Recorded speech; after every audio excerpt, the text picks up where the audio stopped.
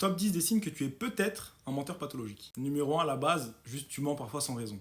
Sans but précis, tu vois, c'est pas pour manipuler, pas pour sortir d'un problème, juste t'aimes bien ça, tu vois, c'est devenu naturel chez toi. Numéro 2, tu enjolives souvent les choses. Bizarrement, chez toi, chaque histoire banale, ça devient une histoire hyper intéressante. T'aimes bien enjoliver, t'aimes bien un peu retourner les trucs, tu trouves ça plus captivant. Tu vois, c'est mieux, tu rends l'histoire plus intéressante. Numéro 3, quand quelqu'un te pose une question, tu réfléchis toujours à ce que tu vas dire.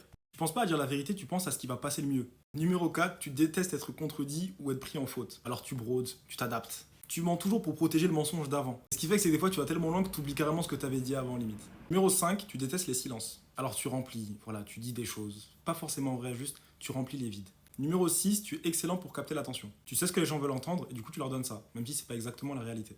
Numéro 7, tu t'attaches très rarement à tes récits. Une version de l'histoire lundi, mardi une autre version, mercredi une autre version, on connaît. Numéro 8, à force de mentir, il y a un truc qui est très très déroutant, c'est que des fois tu peux même croire à tes mensonges. À force de les raconter, ça devient des souvenirs pour toi, des vérités alternatives. Genre pour toi ça fait partie de ton multiverse. Numéro 9, tu détestes l'idée qu'on te trouve fade. Tu veux vraiment qu'on te trouve intéressant. Et du coup, s'il faut un peu tricher sur le réel pour ça, t'as pas de pitié. Numéro 10, t'as du mal à te souvenir de la dernière fois où t'as été complètement honnête. Pas parce que t'es mauvais, mais à force de mentir, limite tu penses que ça fait partie de ta personnalité. Genre limite tu dois même pas, genre relationnellement, ne pas mentir. Pour toi, c'est plus possible.